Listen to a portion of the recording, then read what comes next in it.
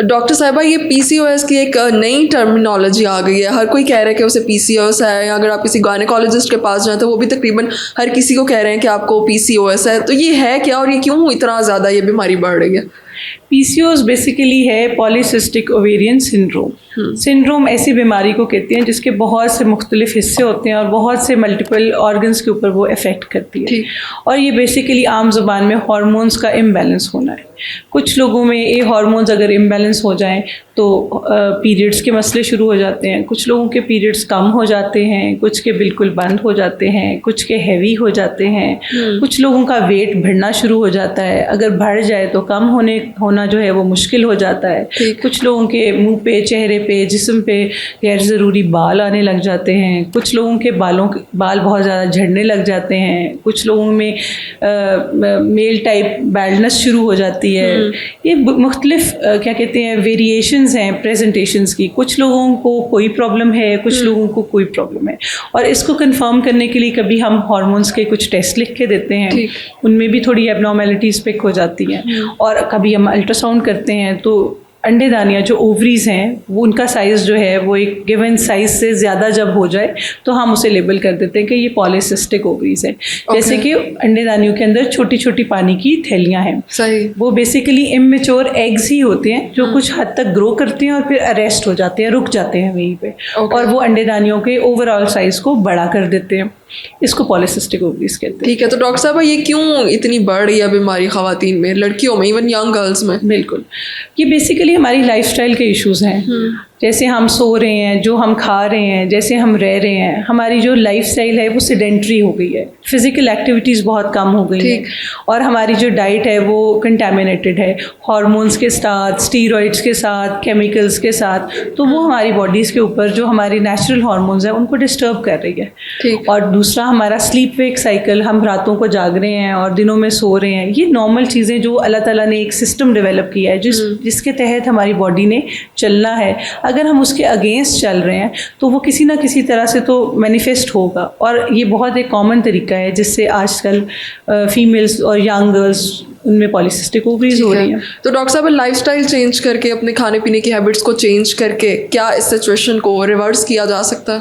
बिल्कुल, इसका ज़्यादातर इलाज लाइफस्टाइल मॉडिफिकेशन ही है और सबसे इफ़ेक्टिव इलाज भी लाइफस्टाइल मॉडिफिकेशन। तो इसमें क्या कर सकते हैं हम? सबसे पहले तो ये है कि एक्टिव रहें, वॉक, एक्सरसाइज, अपनी फ़िज़िकल एक्टिविटीज़ ठीक करें, अपनी डाइट को नॉर्मल ऐसा करें कि बहुत ज़्यादा प्रोटीन या बहुत ज़्यादा जंक फूड, बहुत ज़्यादा फ्राइड फूड ना हो।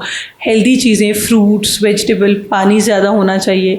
और कोई एक गिवन टाइम के बाद खाना ना खाया जाए। जैसे अभी रूटीन बन गई है रात के 12 बजे 1 बजे खाना खाया जा रहा है, तो बॉडी का सारा मेटाबॉलिज्म चेंज हो जाता है, उसके रिस्पॉन्स में हार्मोन्स भी डिस्टर्ब हो जाते हैं। तो जो हेल्दी लाइफस्टाइल है उसको अपना लेना और फिज़िकल एक्टिविटी कर लेना, तो ये ज़्यादा अच्छा सूटेबल है। और अगर वेट गेन हो गया है तो उसको रिड्यूस करके पॉलीसिस्टिक ओवरीज को काफ़ी हद तक कंट्रोल किया जा सकता है।